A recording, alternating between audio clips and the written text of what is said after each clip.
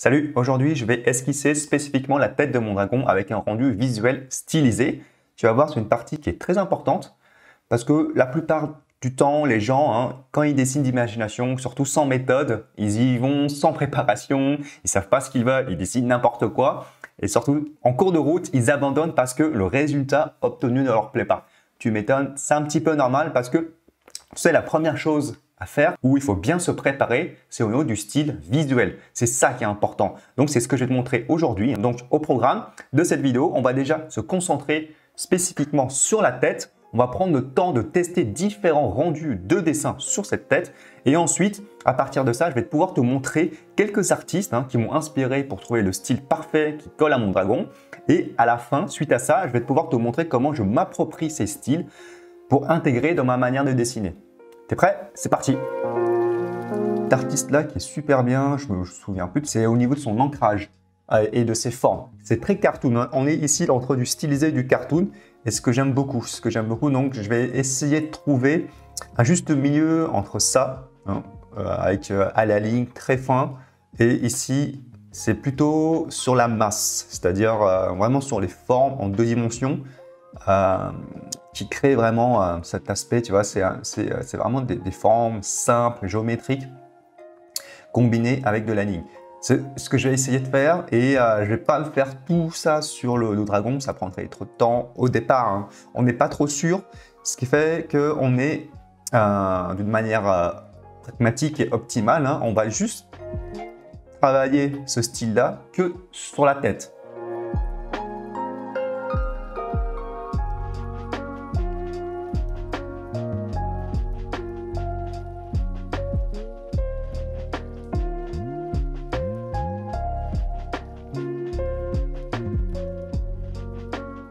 Alors, petit retour, un premier avis sur ce premier dessin. Alors ici, le problème, c'est que tu vois, les cornes, elles rentrent dans la silhouette. Elles rentrent dans la silhouette, ce qui fait que ça semble un peu trop plat. Une bonne silhouette, normalement, une bonne silhouette, c'est qu'on devrait reconnaître les cornes ici. Donc, on va essayer de faire les cornes comme ça. Je vais enlever ces cornes-là. Je vais essayer de créer une autre forme un petit peu plus directive où on la voit mieux. Faut pas t'attendre à avoir un truc réussi dès le premier coup. Donc c'est surtout ça qui est important. Souvent les gens ils abandonnent leur projet parce que dès le premier dessin, dès la première idée, dès la première tentative, ils trouvent que ça fonctionne pas et ils abandonnent. Ils n'ont aucune consistance dans leur créativité, dans leur processus de création. Et c'est ce qui fait qu'un an, 2 ans, 3 ans, ils n'ont toujours rien fait. Parce que voilà, à chaque fois, ils veulent avoir un truc parfait dès la première fois, la première fois. Et forcément, c'est pas possible, ça n'existe pas réussir du premier coup. Donc c'est pour ça qu'il faut prendre le temps de faire des essais, de faire des tests, avancer, reculer, et faut savoir ça dès l'avance en fait, faut pas se voiler la face en quelque sorte. Donc maintenant que j'ai, on va dire, mon premier design, je vais vérifier, c'est-à-dire que je vais simplifier les formes pour voir si les formes vont bien ensemble.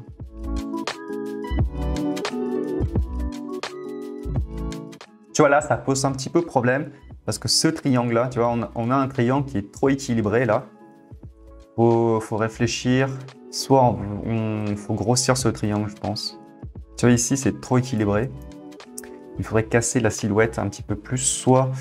Alors ici, il faudrait, soit à l'inverse, il faut réduire ce triangle-là. Ici, mais c'est trop. Moi, j'aime bien utiliser le ratio nombre d'or pour définir mes proportions sur mes personnages.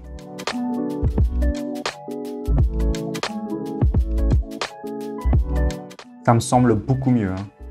Je sais pas ce que tu en penses. On comprend mieux le design.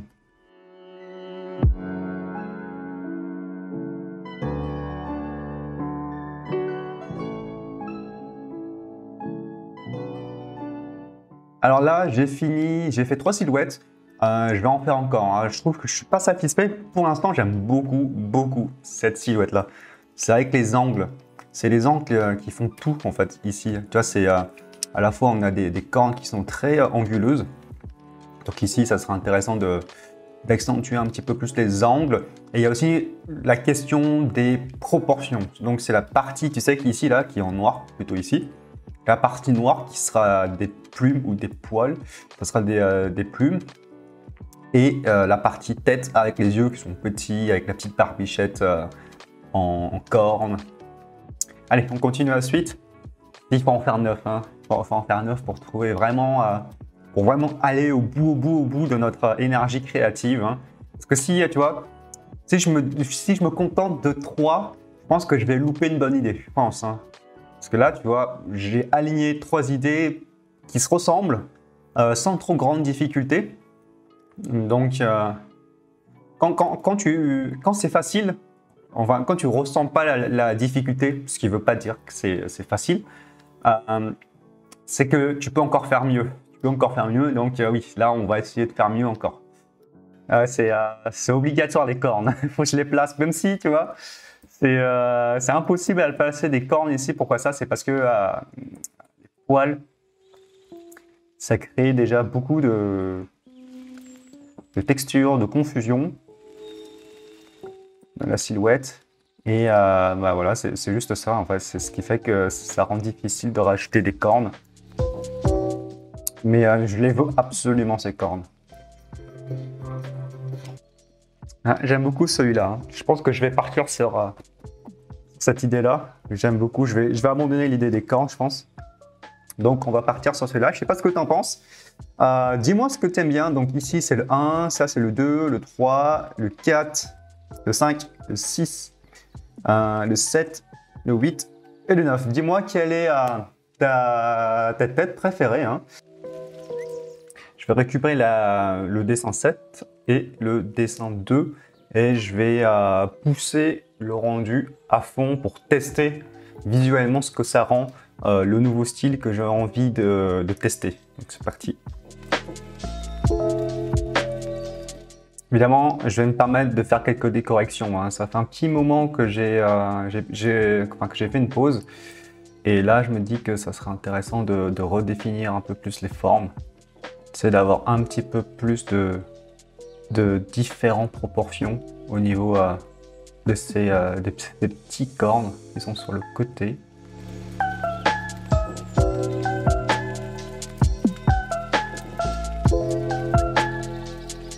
Bon, finalement, je vais enlever les cornes hein, parce que c'est vraiment horrible de trouver un moyen de bien placer la corne avec les plumes. Et aussi, le problème, c'est que en fait, les cornes partent dans ce sens-là, tu vois. Mais j'ai aussi le cou ici, là. Et là, en fait, on rentre dans quelque chose où ça crée trop de bruit, ça crée trop de complications visuelles. Donc ici, je simplifie. Comme ça me permet de mettre en avance, les plumes. Donc ici, à mon avis, je pense que c'est mieux hein, de rajouter, on va dire, les défenses ici, là. Tu vois, rajouter quelque chose comme ça un peu plus. Et ce qui fait qu'on peut s'amuser à rajouter un peu plus de plumes ici, là, pour finalement compenser le manque de cornes. Ouais, visuellement, c'est beaucoup mieux, hein, je préfère, finalement. C'est mieux, c'est plus simple et on s'embête pas. Voilà, j'aime beaucoup le résultat. À la fois, ça fait un petit peu racaille, avec des pics comme ça. Mes élèves savent de quoi je parle quand je dis racaille dans mes formations. Et là, j'aime beaucoup. D'ailleurs, l'artiste hein, en référence que j'ai, c'est Marcel Appel. C'est super ce qu'il fait, c'est surtout au niveau de la végétation, comment il simplifie. Tu sais, ça, c'est du dessin d'après observation, je crois.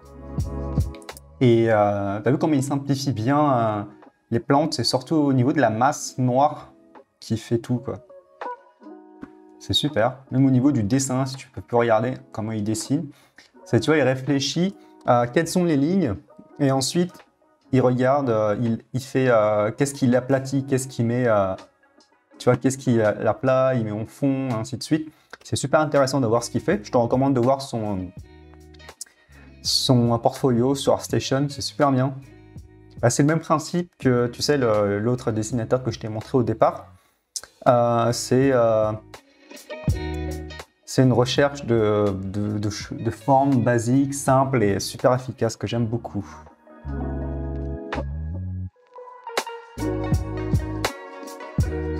Là, ce que j'ai fait, c'est j'ai subdivisé encore plus les plumes et je les ai fait plus petites. Parce que les grosses plumes sur la tête, ça n'existe pas. Donc ici, tu vois, je simplifie un petit peu plus le visuel, tout en gardant un effet harmonieux dans la forme. Par contre, je sais toujours pas comment je vais m'en sortir pour le reste ici, là. Ça va être chaud, mais on va le trouver. On va trouver, je suis arrivé jusqu'à là. Je pensais pas arriver déjà dans un résultat qui me satisfait. Alors, j'ai pris une pause, j'ai commencé à rechercher d'autres idées parce que je commençais à bloquer et je suis parti voir. J'ai juste tapé dragon plume. Au départ, comme je t'ai montré, je suis tombé sur les dindons. Ils font très bien. J'ai vu aussi des exemples de dragons avec des plumes, tu sais. Donc ici, c'est un petit peu comme un oiseau normal avec des plumes fins. Donc de loin, on a l'impression que c'est des poils. Mais je suis tombé sur des références du coup de griffons qui fonctionnent super bien, je trouve. Tu vois ici, j'aime beaucoup la façon dont c'est traité, les poils. Ça marche très bien. Même si je ne suis pas très fan de l'ensemble, mais je trouve que ça marche très bien. Même ici aussi, ça marche très bien. Et ce qui fait que, enfin, ce qui est intéressant, c'est qu'on a un jeu ici, là, la tête qui est très vide. Hein, il n'y a pas trop de détails et sur le corps qui est très détaillé. Et ça fonctionne super bien, ce côté zone vide, zone détaillée. Ça fait un rythme très très visuel, j'aime beaucoup et je vais prendre ces principes-là et ça fonctionne super bien, même au niveau des plumes là, ce que j'aime beaucoup là, c'est très très détaillé mais ça fonctionne je trouve.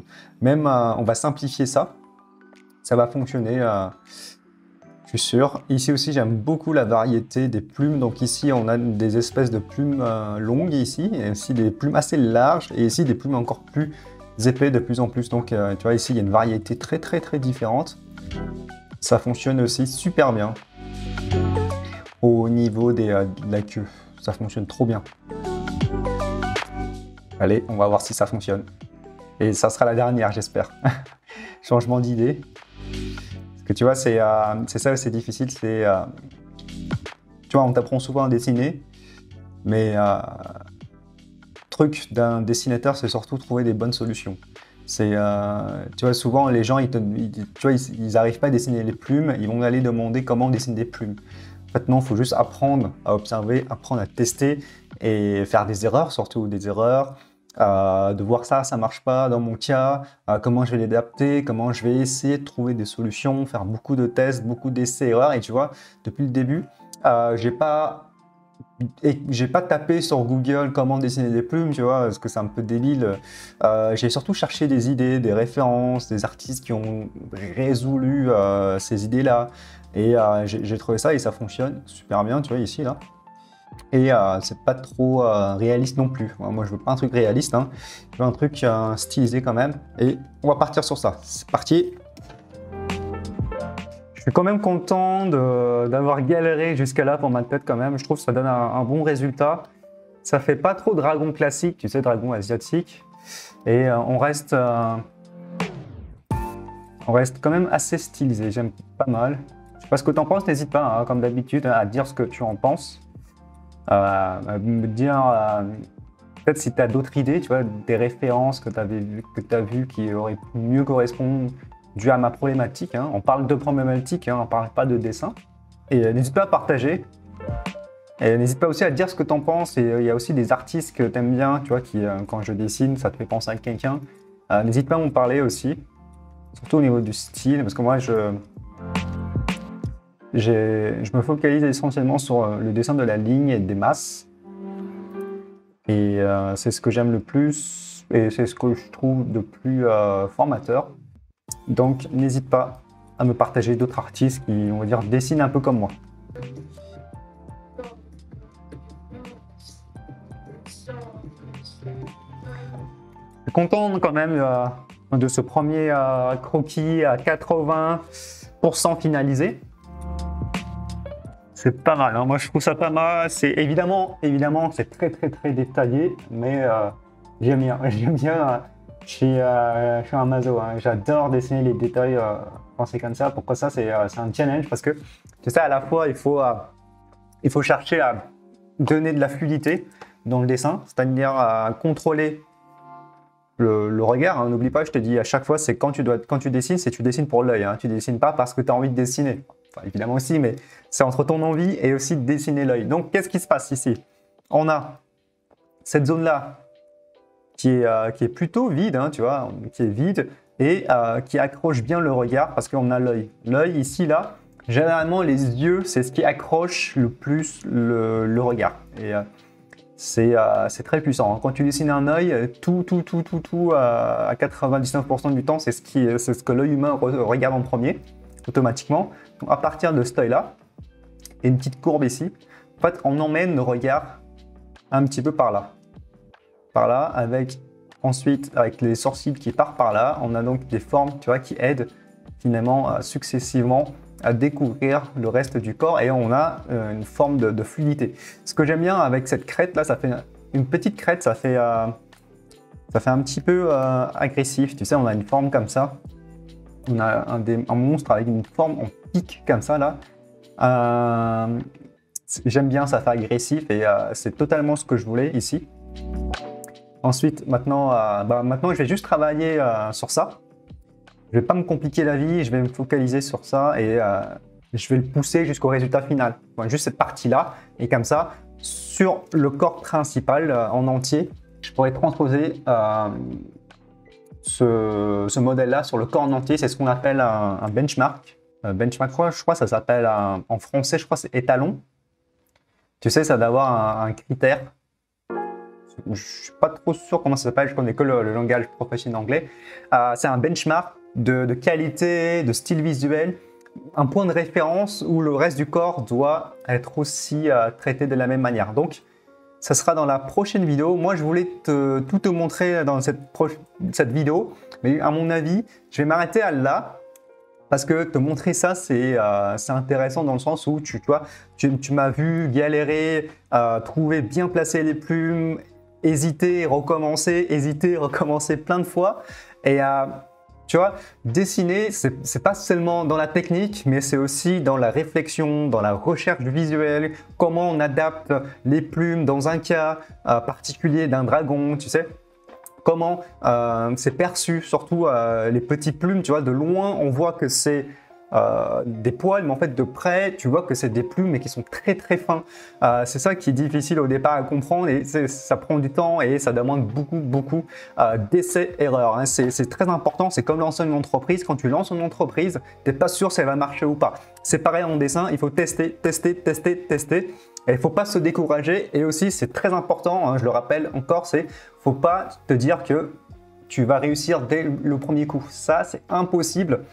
C'est impossible et évidemment, si tu penses pouvoir réussir du premier coup, tu vas te prendre souvent une claque de réalité, hein, tu vois. Même moi, avec beaucoup de prudence, je me suis dit que je ne vais pas réussir du premier coup. Comme tu l'as vu, j'ai fait beaucoup de tests, hein. J'ai fait une bonne 2, 3, 4, 5 itérations, recommencer. C'est surtout ça qui est vraiment la clé du succès d'un design. Et donc, dans la prochaine vidéo, on va déjà mettre ça au propre et on va terminer ça comme si c'était un résultat final. Si tu as envie d'en apprendre plus sur le design, la création de personnages dans un processus global, hein, pour comprendre pourquoi on fait ça, pourquoi on fait ça à cette étape, pourquoi on fait ça à l'autre étape, pourquoi on fait ça au début et pourquoi on fait ça à la fin. Ce qu'il ne faut pas faire et ce qu'il faut faire en design de personnages, notamment sur le corps humain. Si ça t'intéresse, c'est dans mes emails.